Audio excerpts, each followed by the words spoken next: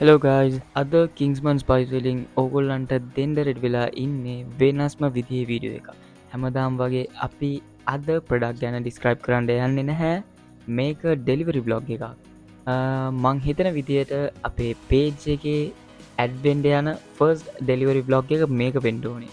මීට කලින් අපි ඩෙලිවරීස් කරාට හැමදේම කුරියර්ස් යවන හින්දා අපිට මේ වගේ බ්ලොග්ස් දාන්න බැරි වෙලා තිබ්බා. මේක ෆර්ස්ට් වීඩියෝ බ්ලොග්යක් විදියට අපි ඇඩ් කරගෙන තව ඉස්සරහට අපි වීඩියෝ බ්ලොග්ස් ගන්න බලාපොරොත්තුෙන් ඉන්නවා.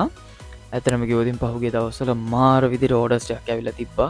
අන්තික මේ නෝම්බි සීසන්න එක හින්ද ඕඩර්ස් ඩබල් වෙලා විල්ල තිබ්බා පිට. කියන්නේ ඒ ඕඩර්ස් එවපු ප්ලේස් කරපු කස්ටමර්ස්ලට අපි හරි ප්‍රියෝර්ටයක් දෙන්නත් ඕනනේ. ඒක හින්දා එගොල්ලන්ගේ ඕඩර්ස් හරියට ප්‍රපයා කරලා රෙඩි කරලා කුරියස්වල්ට දාන ගේම් එක කියන්නේ ලොකු ගේම් එක.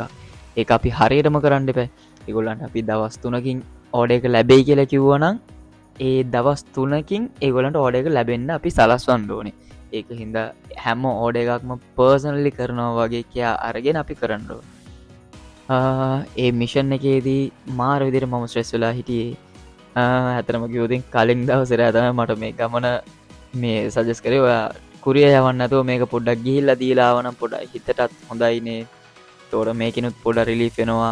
ඊළඟට ඔයාට හොඳට බැහැලා වැඩ කරන්න පුළුවන් නේ. එහෙම කියලා සජෙස් කරපු හින්දා තමයි මම දැන් මේ ගමන යන්නේ. අතරම කිව්වොත් මේකේ තමුතුම ලල්ල එකක් තියෙනවා. ට්‍රේන් එක මිස් කරගත්ත හින්දා බස් එකේ තමයි යන්න වෙන්නේ අපිට.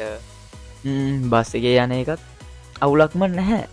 හැමදාම වගේ වෙහිකල් එක අරගෙන පාර දිගේ රවුම් ගහන එකට වඩා මේක ඇතරම කිවතින් වෙනස්ම විදිහේ අත්දැකීම.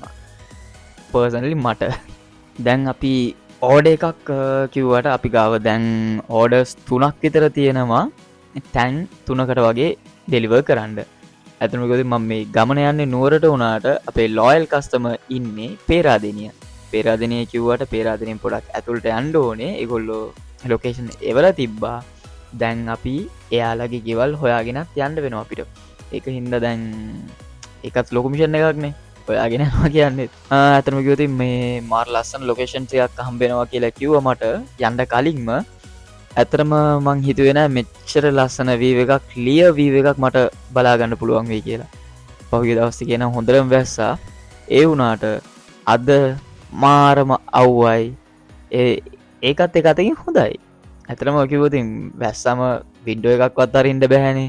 දැන් විඩ්ඩෝ එකත් ෆුල් ඇරලා දාලා හුළඟත් අද්දගෙන ක්ලියර් වීවයකුත් බලාගෙන අපිට යන්න පුළුවන් අපේ ගමන.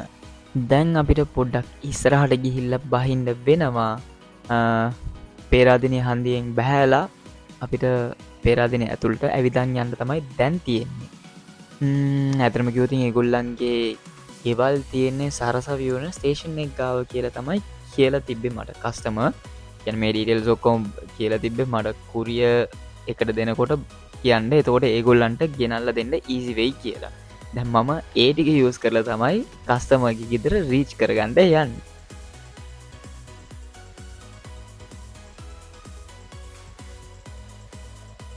පැය 4ක වගේ ලොකු ජර්නි එකක් මම මේ ෂෝට් කරලා මේ වීඩියෝ එක දාලා තියෙන්නේ. ඇතරම කිව්වොත් මම හිතාගෙන හිටියේ නුවර යන ඕඩර්ස් ටිකත් එහෙමම මේ වීඩියෝ බ්ලොග් එකට ඇඩ් කරන්න තමයි. ඒ වුණාට මම හෙන්න ටයර්ඩ් එකකින් ඉන්නේ. ඒ වගේම මට අපහු යන්නත් වෙලාව මදි වෙලා තියෙන හින්දා මම මේ වීඩියෝ එක වෙනම වීඩියෝ එකකින් ඕගොල්ලන්ට පෙන්වන්නම්. මම නුවර කස්ටමර්ස්ලාගේ ඕඩර්ස් ටික දෙන විදිහේ වීඩියෝ කරේ නැති වුණාට නුවර ගිහිල්ලා පොඩි ෆොටෝස් ටිකක් ගත්තා. මේ වීඩියෝ එකේදී අන්තිමට මම ඒ ටික පෝස්ට් කරලා ඇති. ඒකත් බලන ගමන් මේ ඩෙලිවරි බ්ලොග් එක කොහොමද තිබ්බේ කියලා අපිට අනිවාර්යයෙන්ම කමෙන්ට් එකක් දාන්න. ඒ වගේම අපිව ලයික් කරලා ෆලෝ කරලා ෂෙයා කරලා තියාගන්න. දිගටම අපිත් එක්ක ටච් එකේ ඉන්න.